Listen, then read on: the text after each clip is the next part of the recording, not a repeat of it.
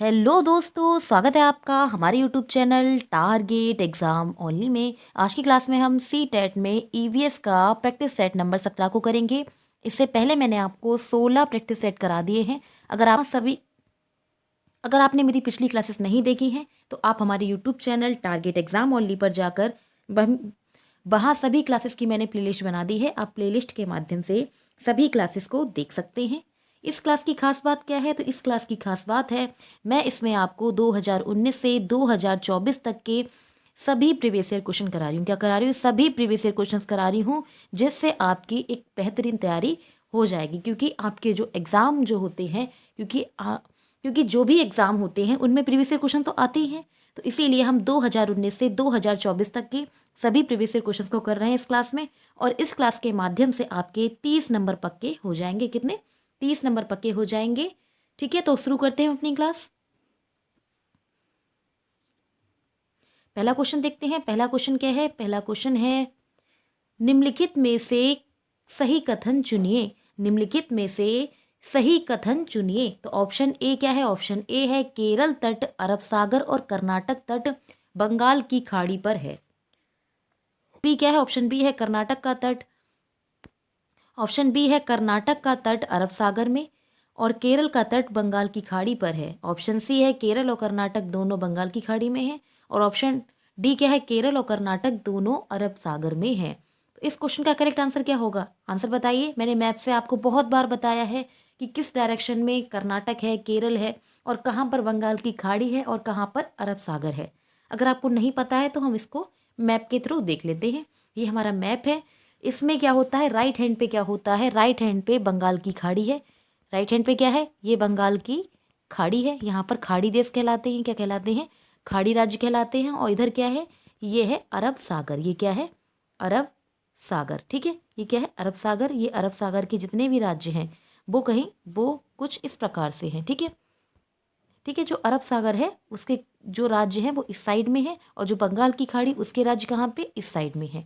ठीक है, तो क्वेश्चन में क्या पूछा गया था? क्वेश्चन में पूछा गया था केरला क्या है? क्वेश्चन में क्या पूछा गया? तो क्वेश्चन में पूछा गया था जो केरल है और क्या है? कर्नाटक कहाँ पर है? तो बंगाल की खाड़ी में है या अरब सागर में? बताइए आंसर। तो हम क्वेश्चन पे चलते हैं अपने। ठीक है, ये कर्नाटक हो गया। तो हम अपने क्वेश्चन पे चलते हैं। क्वेश्चन क्या था हमारा कि निम्नलिखित में से कौन सा कथन सही है? तो इसका सही आंसर क्या होगा? आंसर बताइए। आंसर क्या हो जाएगा? इसका करेक्ट आंसर हो जाएगा ऑप्शन नंबर डी, केरल और कर्नाटक दोनों अरब सागर पर हैं। कहाँ है? अरब सागर में। मैंने आपको चित्र में अभी दिखाया ही था। ये देखिए, ये कहाँ पे? केरल और कर्नाटक का है? अरब सागर में। जबकि बंगाल की खाड़ी में क्या है? उड़ीसा है, आंध्र प्रदेश है, तमिलनाडु है। तो ये सभी कहाँ है? बंगाल की खाड़ी में। तो इसीलिए आप मैप को बहुत अच्छे से जरूर देख लें, क्योंकि क्वेश्चन पूछे जाते हैं, यहाँ से क्वेश्चन बनता ही है आपके पेपर में। तो इसीलिए मैप को जरूर देख लें। ठीक है, अब हम नेक्स्ट क्वेश्चन देखते हैं। क्वेश्चन नंबर 2 क्या है? क्वेश्चन नंबर 2 है, वन किसी राष्ट्र की प्राकृतिक संपदा के सूचक होते हैं। वन किसी राष्ट्र की संपदा के सूचक होते हैं। वनों के संदर्भ में निम्नलिखित में से कौन सा कथन सही है? तो इस क्वेश्चन का करेक्ट आंसर क्या होगा? आंसर बताइए। क्वेश्चन नंबर 2 का करेक्ट आंसर क्या होगा? ऑप्शन ए है जल चक्र को बनाए या चालू रखने में भूमिका निभाते हैं। ऑप्शन बी है वे वृक्षों से ढका छोटा सा क्षेत्र है। ऑप्शन सी क्या है? ऑप्शन सी है ये घरेलू पशुओं के लिए पर्यावास उपलब्ध कराते हैं। और ऑप्शन डी है ये अनवीकरण ये प्राकृतिक संसाधन है। तो क्वेश्चन नंबर 2 का करेक्ट आंसर क्या होगा? जो वन वन है वो राष्ट्र की प्राकृतिक संपदा के सूचक हैं और वन के संदर्भ में कौन सा कथन सही है? तो इस क्वेश्चन का करेक्ट आंसर हो जाएगा ऑप्शन नंबर ए, यह जल चक्र को बनाए रखता है या चालू रखने में अपनी भूमिका को निभाता है। तो ऑप्शन ए करेक्ट हो जाएगा। अगला क्वेश्चन देखते हैं। क्वेश्चन नंबर 3 क्या है? क्वेश्चन नंबर 3 है, ऊंचा शुष्क यानी कि सूखा और चपटा क्षेत्र जिसे हम ठंडा रेगिस्तान भी कहते हैं, हमारे देश का वह क्षेत्र जिसे हम ठंडा क्षेत्र भी कहते हैं, हमारे देश का वह भाग जिसका नाम है।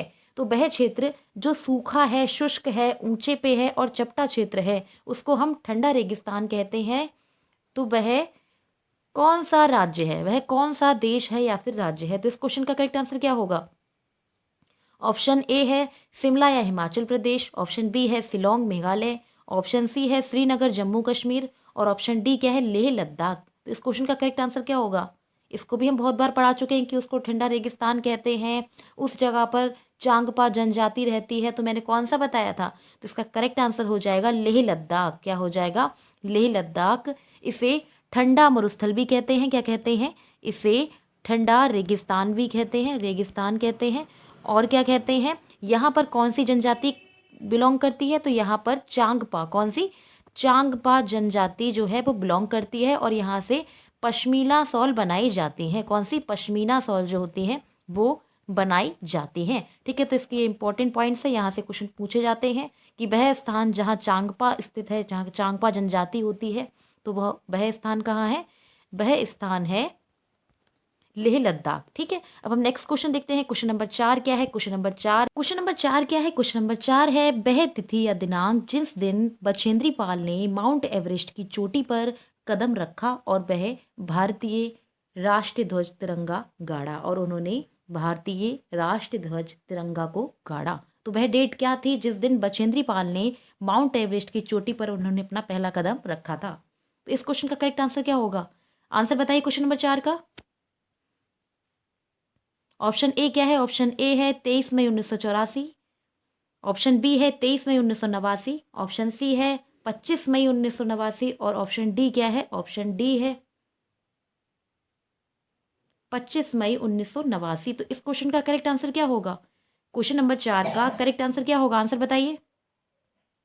तो क्वेश्चन नंबर 4 का करेक्ट आंसर हो जाएगा 23 मई 1984 को बछेंद्री पाल ने माउंट एवरेस्ट की चोटी पर अपना पहला कदम रखा और भारतीय राष्ट्रीय ध्वज तिरंगा फहराया। ठीक है, इनकी इंपॉर्टेंट बात, इनके विषय में हम कुछ इंपॉर्टेंट बातें जान लेते हैं कि इनका जन्म कब हुआ। इनका जन्म कब हुआ? तो इनका जन्म कब हुआ? 1954 में हुआ था। कब हुआ था इनका जन्म? 1954 में हुआ था। क्वेश्चन यहाँ से बन सकता है कि कब हुआ था? 24 मई 1954 को इनका जन्म हुआ। और क्वेश्चन पूछा जा सकता है कहाँ? तो इनका जन्म जो है वो उत्तराखंड में हुआ था। कहाँ? उत्तराखंड के उत्तरकाशी में, उत्तरकाशी जिले के नकुरी गांव में। कहाँ? नकरी गांव में हुआ था। ठीक है, अब एक क्वेश्चन और पूछा जा सकता है, यहाँ से इंपॉर्टेंट क्वेश्चन बनता है कि यह बहता है कि माउंट एवरेस्ट की चोटी पर, किस पर? माउंट एवरेस्ट की चोटी पर,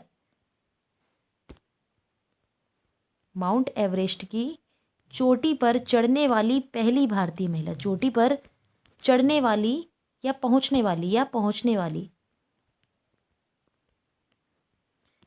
वाली पहली भारतीय महिला। तो ये क्वेश्चन आपको पता होना चाहिए कि वह कौन है? वह हैं बछेंद्री पाल। कौन है? बछेंद्री पाल। ठीक है,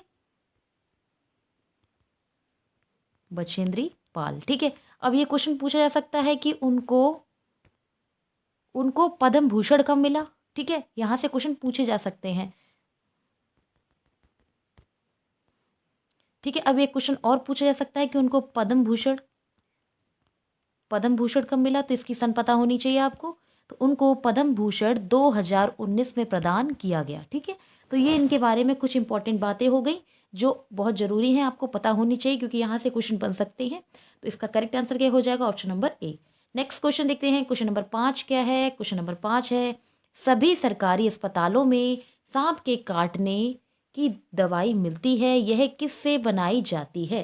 तो इस क्वेश्चन का आंसर आपको पता होगा। आंसर बताइए।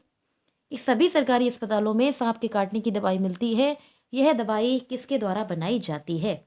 आंसर की झड़ी, छोड़ी हुई चर्म या त्वचा। ऑप्शन बी है सांप का विष या जहर। ऑप्शन सी क्या है? ऑप्शन सी है चिंचिड़े के पौधों का फूल। ऑप्शन डी है चिंचिड़े के पौधे के बीज। तो इस क्वेश्चन का करेक्ट आंसर क्या होगा?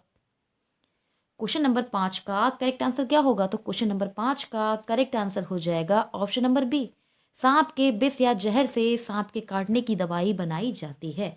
नेक्स्ट क्वेश्चन देखते हैं। क्वेश्चन नंबर 6 क्या है? क्वेश्चन नंबर 6 है, देखते हैं कि पर्यावरण अध्ययन की पाठ्यपुस्तकों में मेंडल के प्रयोगों को शामिल किया गया है, इसका कारण है। क्वेश्चन को एक बार फिर से देखते हैं कि पर्यावरण अध्ययन की पाठ्यपुस्तकों में मेंडल के प्रयोगों को शामिल किया गया है, इसका कारण क्या है? तो इस क्वेश्चन का आंसर क्या होगा? कूट के थ्रू बताइए। ऑप्शन ए है वैज्ञानिक पड़ताल के चरणों की ओर छात्रों का ध्यान आकर्षित करना। ऑप्शन बी है छात्रों को सिखाना कि गुण एक दूसरे से एक पीढ़ी से दूसरी पीढ़ी को क्या होते हैं, संचरित होते हैं। ऑप्शन सी क्या है, ऑप्शन सी है छात्रों का ध्यान आकर्षित करना कि कैसे गुण उत्तरोत्तर पीढ़ियों द्वारा वंशानुगत होते हैं। और ऑप्शन डी क्या है, ऑप्शन डी है अपने तथा अपने अभिभावकों एवं रिश्तेदारों के बीच समानताएं खोजने में छात्रों की सहायता करते हैं। तो क्वेश्चन नंबर 6 का करेक्ट आंसर क्या होगा, आंसर बताइए। तो क्वेश्चन नंबर 6 का करेक्ट आंसर हो जाएगा ऑप्शन ए और बी दोनों सही। क्या होगा, सही आंसर क्या होगा, ए और बी दोनों सही, यानी कि ऑप्शन 2 करेक्ट हो जाएगा। दो ए और बी में क्या है, ए और बी में है वैज्ञानिक पड़ताल के चरणों की और छात्रों का ध्यान आकर्षित करना। हाँ बिल्कुल सही बात है। ऑप्शन बी है छात्रों को सिखाना कि गुण एक पीढ़ी से दूसरी पीढ़ी को संचारित होते हैं। जब कोई बच्चा जन्म लेता है तो उसमें उसमें उसके माता और पिता दोनों के गुण जो होते हैं विद्यमान होते हैं, यानी कि इसका मतलब ये है कि जो गुण होते हैं वो एक पीढ़ी से दूसरी पीढ़ी में ट्रांसफर होते हैं। तो इस क्वेश्चन का करेक्ट आंसर क्या होगा, ऑप्शन नंबर 2। नेक्स्ट क्वेश्चन देखते हैं। क्वेश्चन नंबर 7 क्या है, क्वेश्चन नंबर 7 है नाजली को गुड़ खाना पसंद है। दोपहर में जब उसकी मम्मी सो जाती है तो नाजली रसोई में गई और उसने मम्मी द्वारा छिपाई गई गुड़ की बरनी खोज ली। यह सीखने के निम्नलिखित प्रकारों में से किसका उदाहरण है। तो इस क्वेश्चन का आंसर क्या होगा, आंसर बताइए। क्वेश्चन नंबर 7 का करेक्ट आंसर क्या होगा, ऑप्शन ए है शास्त्रीय अनुबंधन, ऑप्शन बी है क्रिया प्रसूत अनुबंधन, ऑप्शन सी क्या है संज्ञानात्मक अधिगम, क्या है ऑप्शन सी है संज्ञानात्मक अधिगम, ऑप्शन डी है यांत्रिक अधिगम। तो इस क्वेश्चन का करेक्ट आंसर क्या होगा, आंसर बताइए। तो क्वेश्चन नंबर 7 का करेक्ट आंसर हो जाएगा ऑप्शन 3। क्या हो जाएगा, ऑप्शन नंबर 3 बी और डी करेक्ट। क्या होगा, बी और डी करेक्ट, यानी कि बी क्या है, बी है क्रिया प्रसूत अनुबंधन का सिद्धांत और यांत्रिक अधिगम का सिद्धांत। तो इसका करेक्ट आंसर हो जाएगा ऑप्शन नंबर 3। नेक्स्ट क्वेश्चन देखते हैं। क्वेश्चन नंबर 8 क्या है, क्वेश्चन नंबर 8 है निम्नलिखित में से कौन कौन से कथन सतत व्यापक मूल्यांकन अवधारणा के सतत पद में संबंधित हैं। क्वेश्चन को एक बार फिर से देखते हैं कि निम्नलिखित में से कौन से कथन सतत यानी कि कंटिन्यू मूल्यांकन की अवधारणा के सतत पद से संबंधित हैं। तो इस क्वेश्चन का करेक्ट आंसर क्या होगा, ऑप्शन ए है वृद्धि और विकास के अभिज्ञात पक्षों का आवधित मूल्यांकन, ऑप्शन बी है वृद्धि और विकास के पाठ्यचर्या संबंधी और सह पाठ्यचर्या संबंधी पक्षों का मूल्यांकन करना, ऑप्शन सी है अधिगम अंतरालों का निदान और उपचारात्मक उपयोग का प्रावधान करना, ऑप्शन डी क्या है, ऑप्शन डी है क्षमताओं मनोवृत्तियों और रुचि का मापन। तो इस क्वेश्चन का करेक्ट आंसर क्या होगा, क्वेश्चन नंबर 8 का करेक्ट आंसर बताइए। तो क्वेश्चन नंबर 8 का करेक्ट आंसर हो जाएगा ऑप्शन नंबर 4 ए और सी दोनों सही। क्या होगा, करेक्ट आंसर हो जाएगा ए ऑप्शन है वृद्धि और विकास के अभिज्ञात पक्षों का आवंटित मूल्यांकन, ऑप्शन सी क्या है, ऑप्शन सी है अधिगम अंतरालों का निदान और उपचारात्मक उपायों का प्रावधान। तो इस क्वेश्चन का करेक्ट आंसर हो जाएगा, इस क्वेश्चन का करेक्ट आंसर क्या हो जाएगा, तो इस क्वेश्चन का करेक्ट आंसर हो जाएगा ऑप्शन नंबर 4। नेक्स्ट क्वेश्चन देखते हैं। क्वेश्चन नंबर 9 क्या है, क्वेश्चन नंबर 9 है किसी पर्यटक के द्वारा नीचे दिए गए विवरण पर विचार कीजिए। तो इसमें क्या दे रखा है, इसमें दे रखा है कि इस क्षेत्र के गांव के लोग अपने घर मोटी दीवारें बनाते हैं और इन दीवारों को मिट्टी से पोतते हैं। इन घरों की छतें कटीली झाड़ियों से बनाई जाती हैं और यहाँ के क्षेत्र में वर्षा बहुत कम होती है और गर्मी बहुत पड़ती है। तो इस क्वेश्चन का करेक्ट आंसर क्या होगा, इस क्वेश्चन को मैं पहले भी अपने प्रैक्टिस सेट में करा चुकी हूँ। बताइए, जहाँ मिट्टी के घर बनाए जाते हैं, छत कटीली झाड़ियों की बनाई जाती है और गर्मी बहुत पड़ती है, तो वह कौन सा राज्य है। ऑप्शन ए है हरियाणा, ऑप्शन बी है छत्तीसगढ़, ऑप्शन सी है गुजरात और ऑप्शन डी क्या है राजस्थान। तो इस क्वेश्चन का करेक्ट आंसर क्या होगा, क्वेश्चन नंबर 9 का करेक्ट आंसर बताइए। तो क्वेश्चन नंबर 9 का करेक्ट आंसर हो जाएगा ऑप्शन नंबर 4 राजस्थान। क्या होगा, option number 4 Rajasthan. Next question देखते हैं। क्वेश्चन नंबर 10 क्या है, क्वेश्चन नंबर 10 है एक अध्यापिका ने ऊर्जा स्थानांतरण के लिए निम्नलिखित खाद्य श्रृंखला का चित्र बनाया। जो चित्र है वो कुछ इस प्रकार से, जैसे घास है, दुर्मुट, भृंग, फिर मेढक, फिर सांप, फिर बाज। इसका मतलब क्या है, इसका मतलब है कि घास जो है, घास को कौन खाता है, दुर्मुट या भृंग खाते हैं, दुर्मुट या भृंग को मेढक खाते हैं, मेढक को सांप खाता है और सांप को कौन खाता है, बाज खाता है। ठीक है, तो तो इस क्वेश्चन में क्या पूछा गया, इस क्वेश्चन में पूछा गया यदि चौथे चरण की ऊर्जा, कौन से चौथे चरण की ऊर्जा 7 किग्रा यानी कि 7 किलो जूल है तो उत्पादक स्तर पर ऊर्जा कितनी होगी। तो इस क्वेश्चन का करेक्ट आंसर क्या होगा, क्वेश्चन नंबर 10 का करेक्ट आंसर क्या होगा, आंसर बताइए। तो क्वेश्चन नंबर 10 का करेक्ट आंसर हो जाएगा ऑप्शन नंबर 2, 7,000 किलोग्राम। क्या होगा, 7,000 किलो जूल। नेक्स्ट क्वेश्चन देखते हैं, क्वेश्चन नंबर 11 क्या है, क्वेश्चन नंबर 11 है धारणीय विकास लक्ष्य SDGs उत्तम स्वास्थ्य और शिक्षा को पाने, असमानताओं को घटाने और आर्थिक वृद्धि को बढ़ाने के लिए आवश्यक है। निम्नलिखित में से लक्ष्य 5 किस प्रकार केंद्रित हैं। तो इस क्वेश्चन का करेक्ट आंसर क्या होगा, आंसर बताइए क्वेश्चन नंबर 11 का।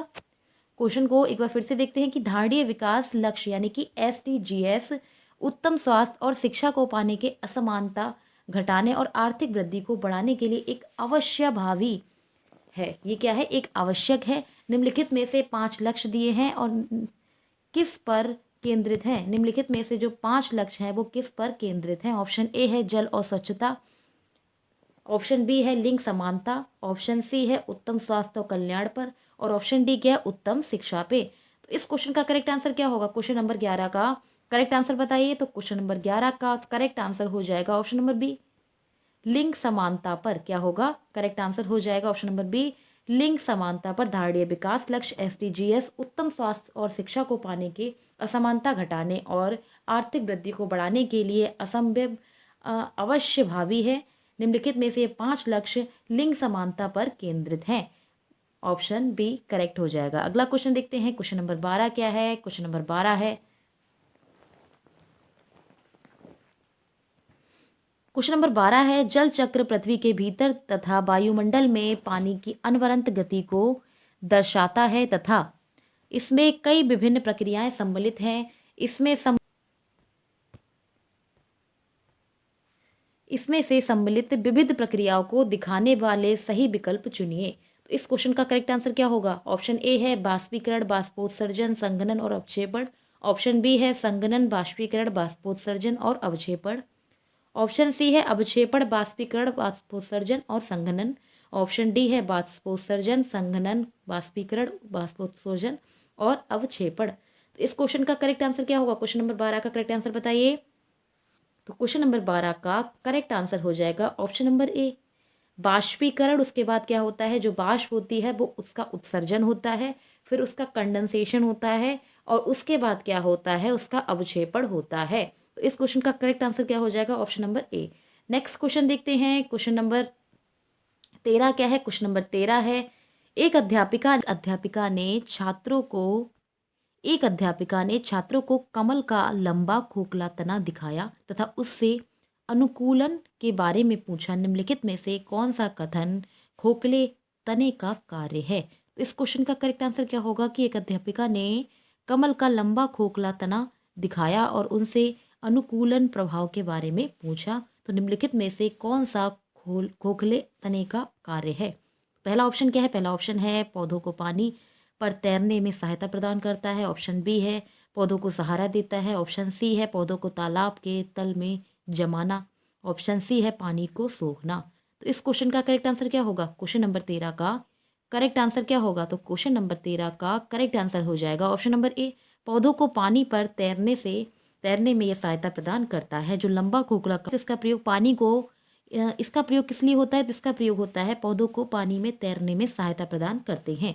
नेक्स्ट क्वेश्चन देखते हैं, क्वेश्चन नंबर 14 क्या है, क्वेश्चन नंबर 14 है उष्णकटिबंधीय वर्षावन पाए जाते हैं। तो इस क्वेश्चन का करेक्ट आंसर क्या होगा, उष्णकटिबंधीय वर्षावन कहाँ पाए जाते हैं। ऑप्शन ए है असम में, ऑप्शन बी है राजस्थान में, ऑप्शन सी है गुजरात में और ऑप्शन डी क्या है, और ऑप्शन डी क्या है मध्य प्रदेश में। तो इस क्वेश्चन का करेक्ट आंसर क्या होगा, उष्णकटिबंधीय वन कहाँ पाए जाते हैं। तो इस क्वेश्चन का करेक्ट आंसर हो जाएगा ऑप्शन नंबर ए, आसाम में। आसाम में उष्णकटिबंधीय वन वर्षावन आसाम में पाए जाते हैं। नेक्स्ट क्वेश्चन देखते हैं, क्वेश्चन नंबर 15 क्या है, क्वेश्चन नंबर 15 है कक्षा 5 में पाठ मिलकर खाए में बोरा की एक सामान्य किस्म है। बोरा किसकी एक समान किस्म है। ऑप्शन ए है गेहूं, ऑप्शन बी है फल, ऑप्शन सी है सब्जी और ऑप्शन डी क्या है धान। तो इस क्वेश्चन का करेक्ट आंसर क्या होगा कि कक्षा 4 के पाठ में मिलकर खाए में बोरा एक दी है किस्म, तो एक किसकी किस्म है। तो इस क्वेश्चन का करेक्ट आंसर हो जाएगा बोरा एक धान की किस्म है। बोरा एक धान की किस्म है और इसका प्रयोग कहाँ करते हैं, तो इसका प्रयोग करते हैं आसाम में। कहाँ करते हैं, तो इसका प्रयोग कहाँ करते हैं, तो इसका प्रयोग करते हैं बोरा चावल का आसाम में। कहाँ करते हैं, आसाम में इसका प्रयोग किया जाता है बिहू महोत्सव में। किस में, बिहू महोत्सव में। नेक्स्ट क्वेश्चन देखते हैं, क्वेश्चन नंबर 16 क्या है। क्वेश्चन नंबर 16 है, क्वेश्चन नंबर 16 है, नौसेना के जहाज में लीडर द्वारा पूरी परेड में दिए जाने वाले निर्देशों की संख्या है। तो इस क्वेश्चन का आंसर क्या होगा कि नौसेना के जहाज में जो लीडर के द्वारा पूरी परेड में दिए जाने वाले निर्देश होते हैं तो उनकी संख्या कितनी है। करेक्ट आंसर बताइए। क्वेश्चन नंबर 16 का करेक्ट आंसर क्या होगा।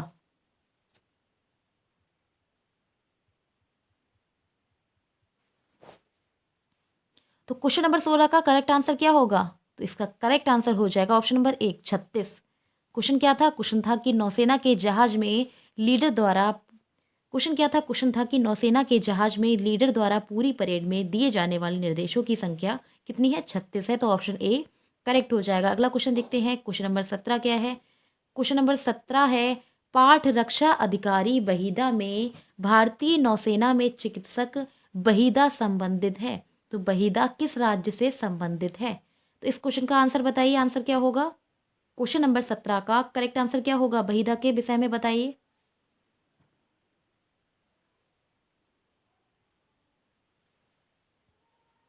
तो इस क्वेश्चन का करेक्ट आंसर हो जाएगा ऑप्शन नंबर 3 जम्मू और कश्मीर। क्या होगा, करेक्ट आंसर हो जाएगा, क्या होगा, करेक्ट आंसर हो जाएगा ऑप्शन नंबर 3 जम्मू और कश्मीर। जो पाठ दिया है, ठीक है, पाठ रक्षा अधिकारी बहीदा कहाँ से संबंधित है, वो जम्मू कश्मीर से संबंधित है। तो ऑप्शन सी करेक्ट हो जाएगा। अगला क्वेश्चन देखते हैं, क्वेश्चन नंबर 18 क्या है। क्वेश्चन नंबर 18 है, एक पोषण स्तर से दूसरे तक स्थानांतरण के लिए 10% ऊर्जा के रूप में उपलब्ध है। तो किसका, ऑप्शन ए है सौर ऊर्जा, ऑप्शन बी है प्रकाशीय ऊर्जा, ऑप्शन सी है रासायनिक ऊर्जा, ऑप्शन डी क्या है यांत्रिक ऊर्जा। तो क्वेश्चन नंबर 18 का करेक्ट आंसर क्या होगा कि एक पोषण स्तर से दूसरे पोषण के लिए 10% ऊर्जा किस रूप में उपलब्ध होती है। तो इस क्वेश्चन का करेक्ट आंसर हो जाएगा ऑप्शन नंबर 3 रासायनिक के रूप में। किसके, रासायनिक ऊर्जा के रूप में ये एकत्रित होती है। तो ऑप्शन 3 या सी करेक्ट हो जाएगा। अगला क्वेश्चन देखते हैं, क्वेश्चन नंबर 19 क्या है। क्वेश्चन नंबर 19 है, जल संवर्धन एक प्रकार की उद्यान कृषि है तथा जल कल्चर का उपसमुच्चय है। इसके अंतर्गत पौधों की फसल सामान्यतः बिना की जाती है। किसके बिना की जाती है। तो इस क्वेश्चन का आंसर क्या होगा, आंसर बताइए। क्वेश्चन नंबर 19 का करेक्ट आंसर क्या होगा। तो क्वेश्चन नंबर 19 का करेक्ट आंसर हो जाएगा ऑप्शन नंबर 1 मिट्टी। क्वेश्चन क्या था, क्वेश्चन को एक बार फिर से देखते हैं कि जल संवर्धन एक प्रकार की क्या है, उद्यान कृषि है तथा जल कल्चर का उपसमुच्चय है। इसके अंतर्गत पौधों की फसल सामान्यतः बिना मिट्टी की होती है। तो इस क्वेश्चन का करेक्ट आंसर हो जाएगा ऑप्शन नंबर ए। नेक्स्ट क्वेश्चन देखते हैं, क्वेश्चन नंबर 20 क्या है। नेक्स्ट क्वेश्चन देखते हैं, क्वेश्चन नंबर 20 क्या है। क्वेश्चन नंबर 20 है,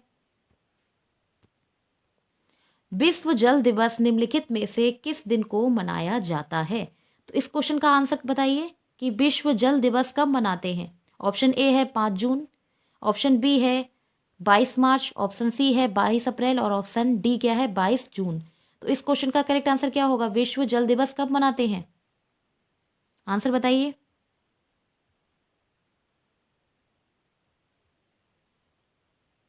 तो इस क्वेश्चन का करेक्ट आंसर हो जाएगा विश्व जल दिवस 22 मार्च को मनाते हैं। कब मनाते हैं, 22 मार्च को मनाते हैं। तो ऑप्शन बी करेक्ट हो जाएगा। अगला क्वेश्चन देखते हैं, क्वेश्चन नंबर 21 क्या है। क्वेश्चन नंबर 21 है, जिस उपकरण के द्वारा वर्षा का मापन किया जाता है उसे कहते हैं। तो इस क्वेश्चन का आंसर बताइए क्या होगा कि जिस उपकरण का वर्षा का मापन के लिए प्रयोग किया जाता है वह है। तो हाइग्रोमीटर किसको मापता है, अब हम सबके बारे में देख लेते हैं। तो हाइग्रोमीटर मापता है आर्द्रता को, किसको, आर्द्रता को मापता है। हाइड्रोमीटर यानी कि जल को, हाइड्रोमीटर जल को। और बैरोमीटर क्या है? बैरोमीटर है जमीन की गहराई को, किसको? गहराई को बैरोमीटर मापता है। तो इस क्वेश्चन का करेक्ट आंसर क्या होगा? आंसर बताइए। क्वेश्चन नंबर 21 का करेक्ट आंसर क्या होगा? तो क्वेश्चन नंबर 21 का करेक्ट आंसर हो जाएगा option number C, rain gauge. जिस उपकरण द्वारा वर्षा का मापन किया जाता है उसे रेन गेज कहते हैं। तो ऑप्शन सी करेक्ट हो जाएगा। अगला क्वेश्चन देखते हैं। क्वेश्चन नंबर 22 क्या है? क्वेश्चन नंबर 22 है, चिराव नाच कहाँ के लोग करते हैं? ये क्वेश्चन कितना इंपॉर्टेंट है, मैंने कितनी बार ये क्वेश्चन आपके प्रीवियस ईयर में कराया है। जितने प्रैक्टिस सेट हैं उनमें मैंने ज़्यादातर ये क्वेश्चन कराया ही है। तो इस क्वेश्चन का आंसर बताइए आप लोग।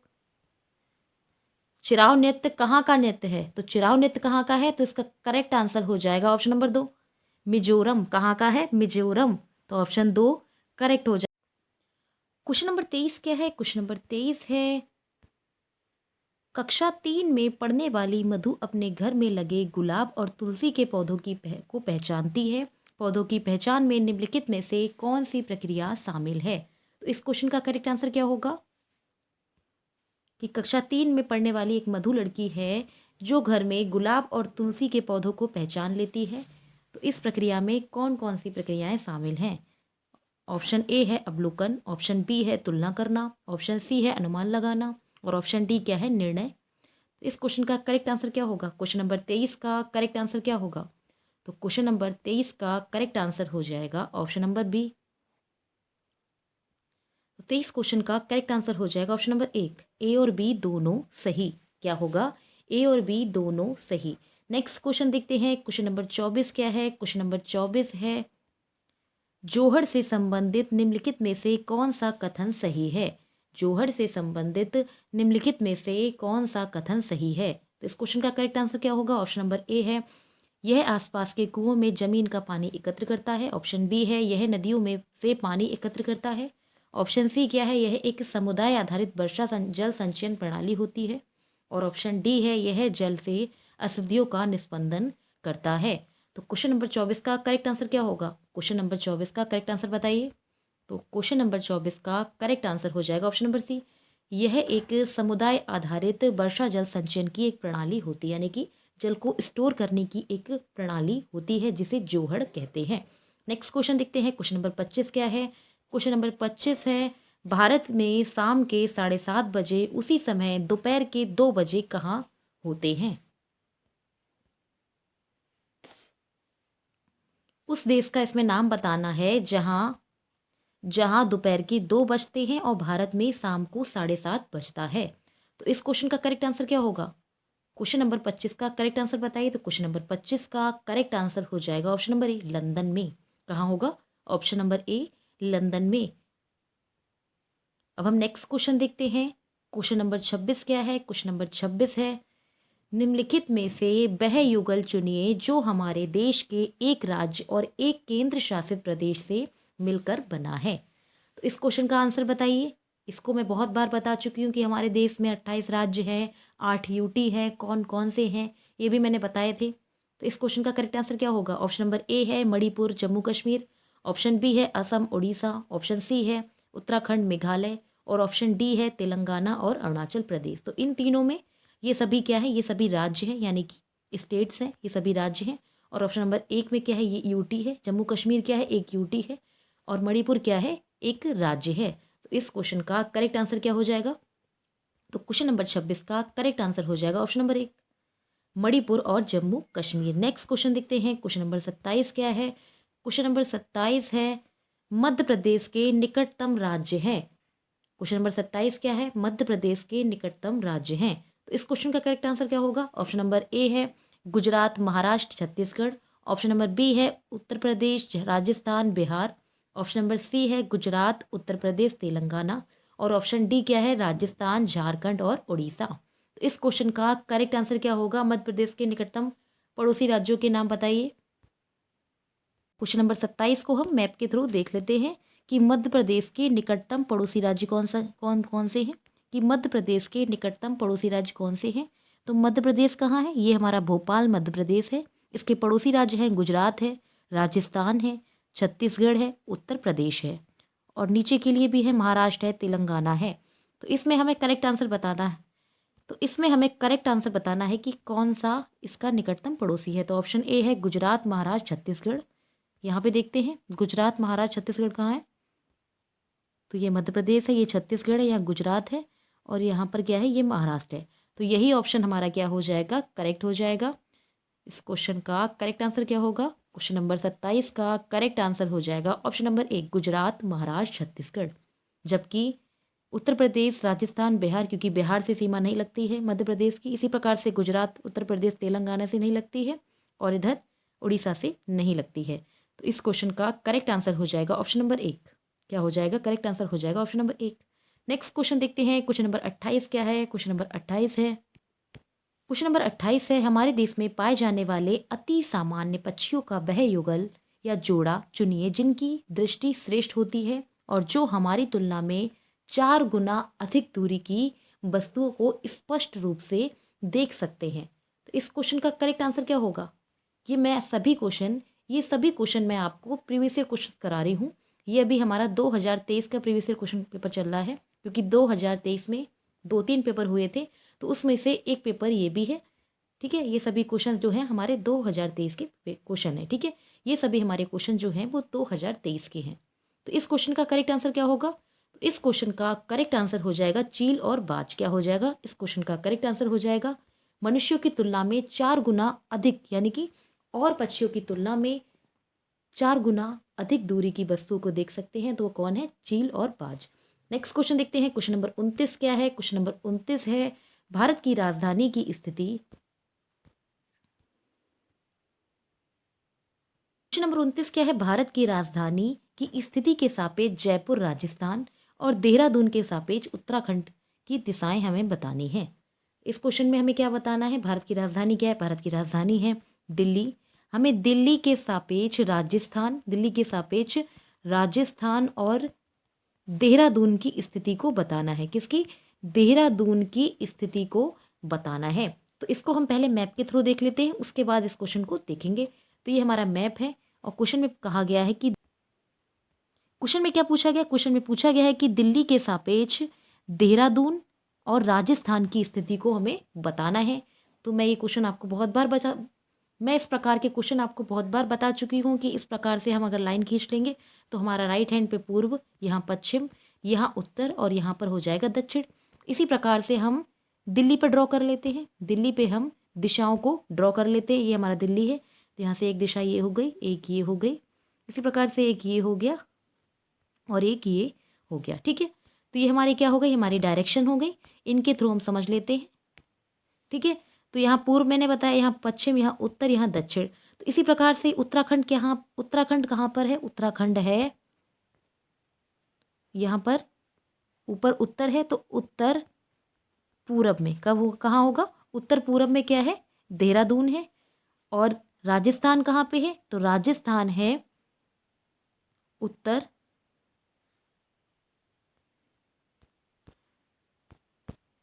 राजस्थान कहाँ है, राजस्थान है दक्षिण पश्चिम में। कहाँ है, दक्षिण पश्चिम में। तो हम क्वेश्चन पे पहुंचते हैं। क्वेश्चन हमारा क्या है, क्वेश्चन का करेक्ट आंसर क्या होगा, तो इसका करेक्ट आंसर हो जाएगा, तो करेक्ट आंसर हो जाएगा ऑप्शन नंबर 3 दक्षिण पश्चिम और उत्तर पूरब। ठीक है, क्या होगा कि दिल्ली के सापेक्ष राजस्थान कहाँ है, दक्षिण पश्चिम में, और देहरादून उत्तराखंड कहाँ है, उत्तर पूरब में। तो इसका करेक्ट आंसर हो जाएगा ऑप्शन नंबर 3। नेक्स्ट क्वेश्चन देखते हैं, क्वेश्चन नंबर 30 क्या है। क्वेश्चन नंबर 30 है, निम्नलिखित में से पृथक्करण के कौन से क्रियाकलाप प्राथमिक कक्षा में उपयुक्त होंगे।